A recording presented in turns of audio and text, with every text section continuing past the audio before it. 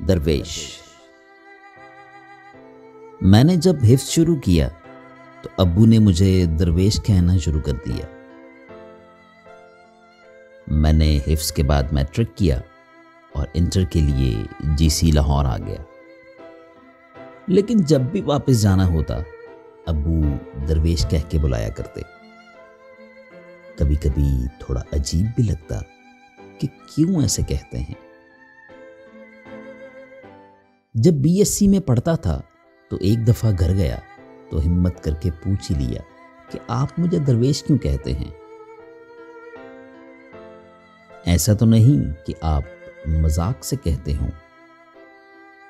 جواب میں ابو نے ہنستے ہوئے شفقت سے سر پر ہاتھ پھیرا اور پوچھا، تمہیں کیا لگتا ہے کون ہوتا ہے درویش؟ میں نے جواب دیا، جس کے کپڑے پھٹے پرانے ہوں، بال لمبے لمبے اور دنیا جہان کی خبر نہ ہو۔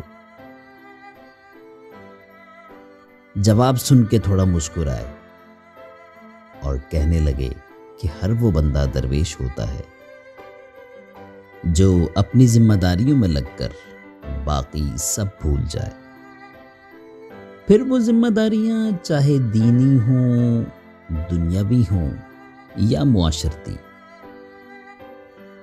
ہر وہ بندہ جو اپنے رب کا ذکر کرتے وقت سب بھول جائے درویش ہے۔ ہر وہ باپ جو دن رات محنت کرتا ہے تاکہ اپنے بیوی بچوں کو زندگی کی سہولیات دے سکے درویش ہے۔ ہر وہ طالب علم جو انتھک محنت کرتا ہے تاکہ اچھے مقام پر پہنچ سکے اور یہ کرتے وقت باقی سب بھول جاتا ہے درویش ہے۔ اس طرح کی اور بھی کئی مثالیں دے کر سمجھایا۔ اس کے بعد پھر کبھی مجھے ان کے درویش کہنے پہ تعجب نہ ہوا، بلکہ فخر سا محسوس ہونے لگا۔ میں جی سی یو سے قائد اعظم یونیورسٹی اسلام آباد آ گیا، پھر اللہ نے اچھی جاب عطا کر دی اور اسی سلسلے میں بیرون ملک منتقل ہو گیا۔ لیکن جب بھی واپس جاتا تو ہمیشہ انتظار کرتا کہ کب ابو درویش کہہ کے پکاریں، اور وہ حسب معمول پکارتے تو فخر سے ان کو دیکھتا رہ جاتا اور وہ مسکراتے چلے جاتے۔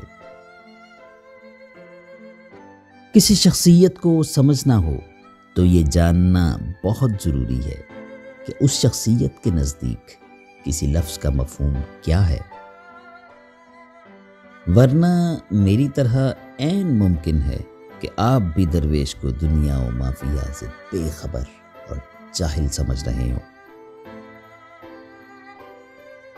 جبکہ کہنے والا درویش کے دال سے مراد درد مند اور رے سے ریاضت والا اور واو سے ولی اللہ، یہ سے یاد الہی میں مگن اور شین سے شکر کرنے والا لے رہا ہو۔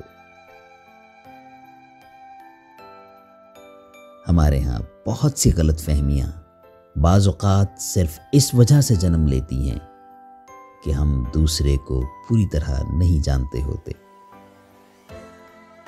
اس لیے کسی پہ تبصرہ کرنے سے پہلے اس کو مکمل جانیے، ورنہ عین ممکن ہے کہ آپ میرے والا درویش سمجھ رہے ہوں، جبکہ کہنے والا ابو والا درویش کہہ رہا ہو۔